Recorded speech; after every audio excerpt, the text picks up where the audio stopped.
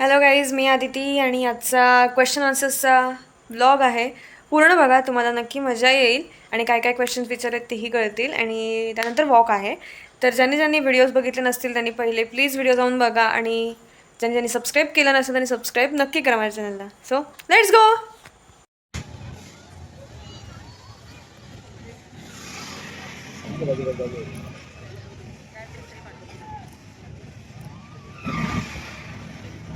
नमस्कार मॅडम. नमस्कार. दुसऱ्या राऊंडमध्ये स्त्रियांच्या बद्दलची महती सांगितली होती. तर मी तुला प्रश्न विचारते. स्त्री सक्षमीकरणाचा खरा अर्थ तुला कसा समजतो? स्त्री सक्षमीकरणाचा खरा अर्थ तुला कसा समजतो? इथे मी माझ्या भावना व्यक्त करते. माझ्या दृष्टीने जे काही मत आहे ते मी तुमच्यासमोर व्यक्त करते. त्यामध्ये कोणाच्याही भावना दुखवण्याचा हेतू नाही. स्त्री सक्षमीकरण या विषयावर बोलताना मला असं वाटतं की आज आपण बघितलं तर महिला पुरुषांच्या खांद्याला खांदा लावून काम करतात. अगदी शिक्षण क्षेत्रापासून ते घरातली प्रत्येक काम करण्यापर्यंत महिला पुढे आहे. तर महिला सक्षमीकरणासाठी माझं मत असं आहे की जर आपण आपल्या घरातल्या स्त्रीला सक्षम बनवलं तरच आपला समाज सक्षम बनेल. जसं की मी म्हणेन, आपण असं म्हणतो की ज्या घरात लक्ष्मीची किंमत कळते त्याच घरात नारायण जन्माला येतो. तर त्याचप्रमाणे आपण जी लक्ष्मी तयार करतोय घरातली, तर त्याप्रमाणे आपण सरस्वतीलाही तयार केलं पाहिजे, जेणेकरून आपली महिला जी आहे ती सक्षम बनेल. आणि महिला जर सक्षम झाली तर आपला जो समाज जो आहे तो पुढे जाईल असं मला वाटतं. धन्यवाद. थँक्यू.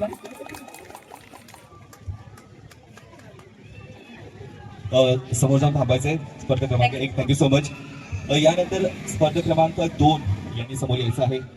त्यांना आपण प्रश्न विचारणार आहोत. प्रश्न. नमस्कार.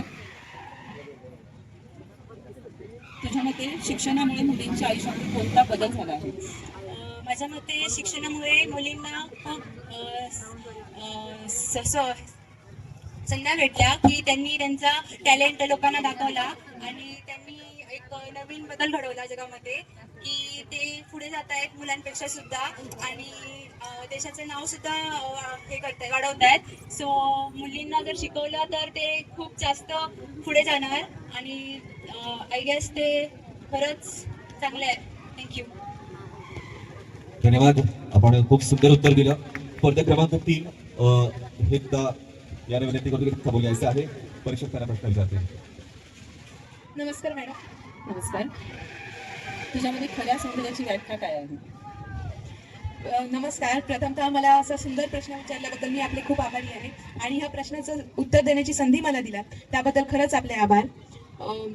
माझ्या मते की सौंदर्याची खरी व्याख्या ही फक्त त्याच्या कपड्यावरून नाही किंवा तो कसा दिसतो ह्याच्यावर पण नसते, तर तो आतून त्याचं आतील सौंदर्य किती छान आहे, त्याचे विचार करण्याची दृष्टिकोन काय आहे हे डिपेंड करतं की तो आपल्या दृष्टिकोनातून जगाला कसं बघतो, की त्याच्या प्रत्येक मताबद्दल त्याचा विचार काय आहे, प्रत्येक घटनेला तो कसं प्रिटेंड करतो की हा बाबा ही पॉझिटिव्हली घ्यायची आहे की निगेटिव्हली, म्हणजे मागे न खेचता जर जो व्यक्ती पुढे जातो तीच खरी सुंदरता असते. आणि कॉन्फिडन्स, बोल्डनेस, फ्लॉनेस हा ज्यांच्यात असतो तोच खरा सुंदर असतो असं मला वाटतं. Thank you ma'am. वा वा, अतिशय सुंदर उत्तर दिलं. Thank you so much. Contest number 3, तुम्ही तुमच्या जागेवरती थांबायचंय. आता स्पर्धा क्रमांक 4 यांना विनंती करतो की त्यांनी समोर यायचं आहे. परीक्षक. नमस्कार. नमस्कार मॅडम. यशस्वी होण्यासाठी सौंदर्य, बुद्धिमत्ता आणि मेहनत यापैकी काय महत्वाचं आहे, का?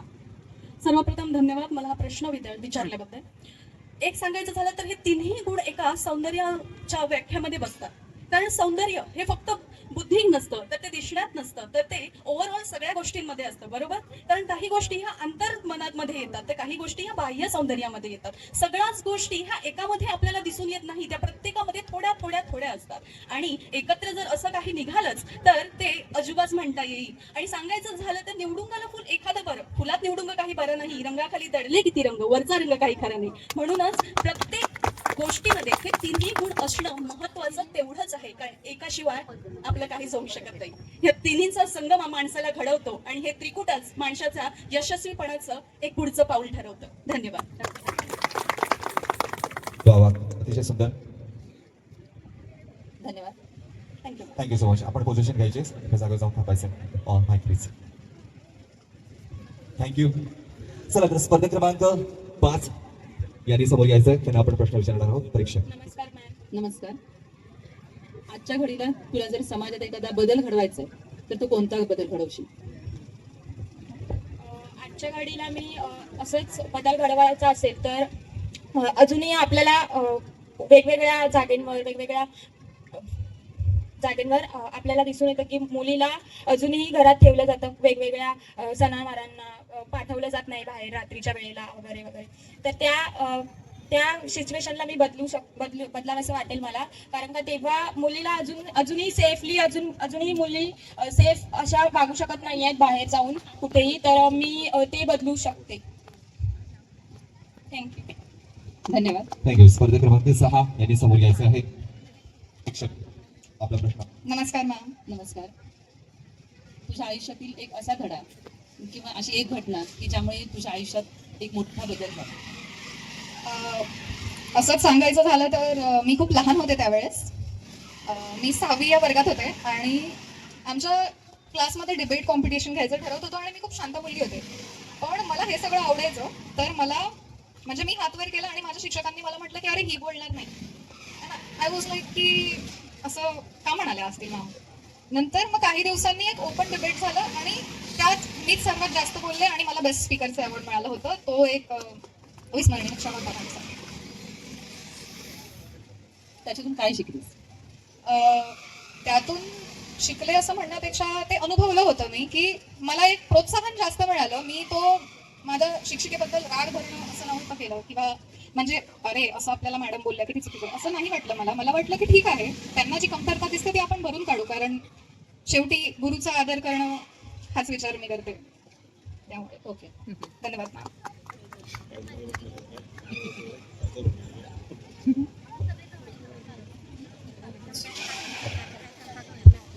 सर्व स्पर्धकांना एक विनंती आहे की पुढे आल्यानंतर आपलं नाव सांगा. कारण उशिरा आलेले जे सगळे प्रेक्षक आहेत त्यांना तुमचं नाव माहीत नाही तर ते नाव माहीत होऊ दे. तर नाव सांगा प्रत्येकाने इथून पुढे. नमस्कार, मी अपेक्षा जयंतीलाल पटेल. कणकवलीचे गांधी कुणाला म्हटलं जातं? सॉरी. पहिली महिला शिक्षिका?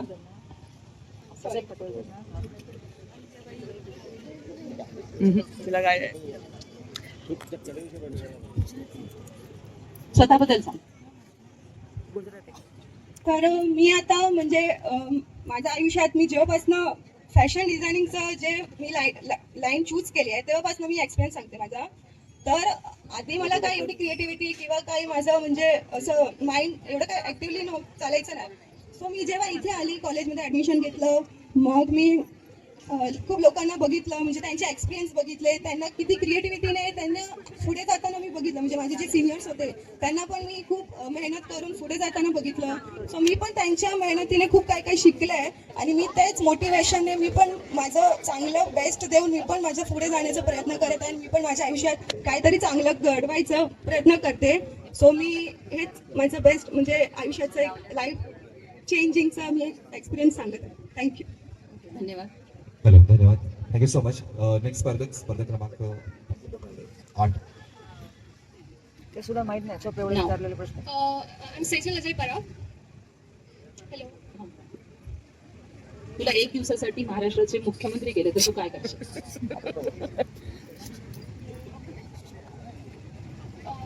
मला जर बदल घडवायचा असेल कोणत्या गोष्टीमध्ये किंवा एक गोष्ट मला खटकते तर ती मला त्यामध्ये काहीतरी सुधार करायचा आहे.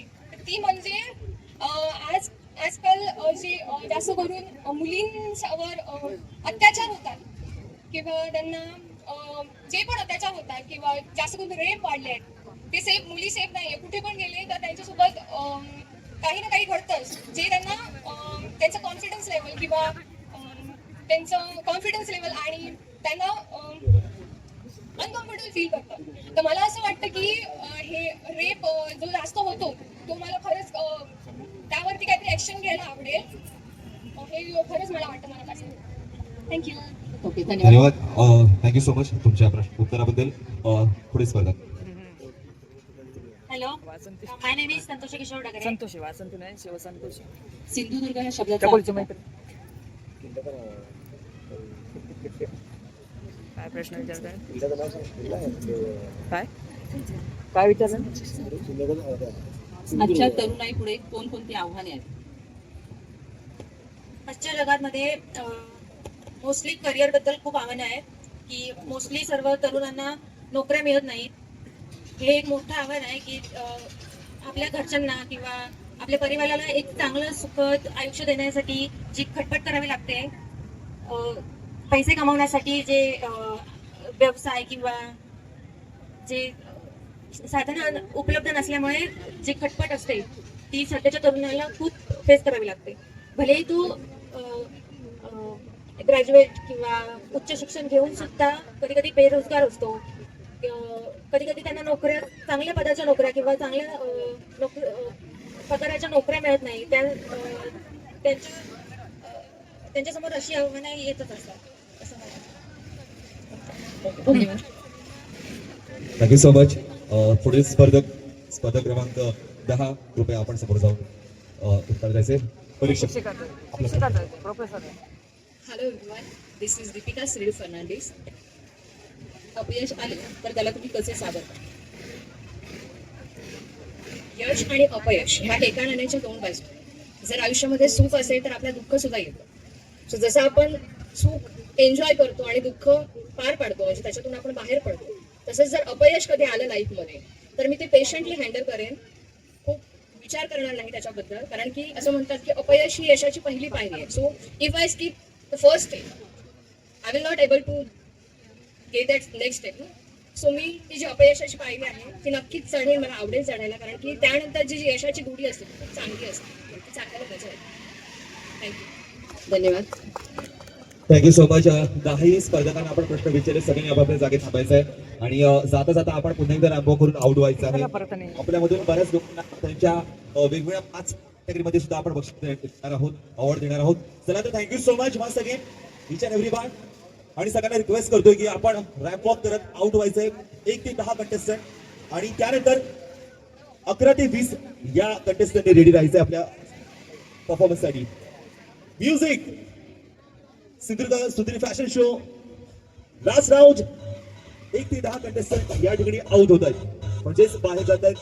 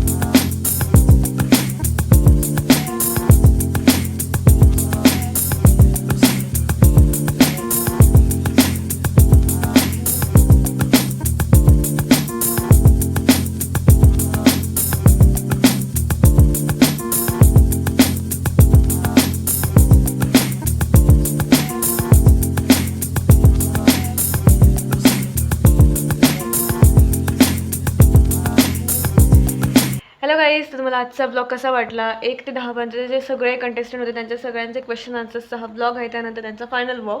सो हा आहे राऊंड 3 आणि लास्ट राऊंड असा आहे. त्यानंतर आम्ही व्लॉगचा मी अपलोड करेन, त्यानंतर मग असेल क्वेश्चन आन्सर्स आणि त्यानंतर मग असेल आपल्या फायनल रिझल्ट्सचा. तर असं सगळं आहे. ज्यांनी पहिले ब्लॉग्स बघितले नसले त्यांनी पहिले जाऊन बघा, मगच तुम्हाला हे मजा येतील बघायला. आणि तुम्हाला कसा वाटला माझा बॉलगॉम विचारायला विसरले होते आय थिंक मला आठवत नाही तर आधीच्या पार्टमधला. तर असं आहे आणि नवीन ब्लॉग लवकरच येईल. तोपर्यंत सगळ्यांनी स्टेट येऊन पुढचा आमचा असेल राऊंड 3 सेकंड पार्ट म्हणजे सेकंड सेटचा. सो स्टेट येऊन बाय. Thank you for watching.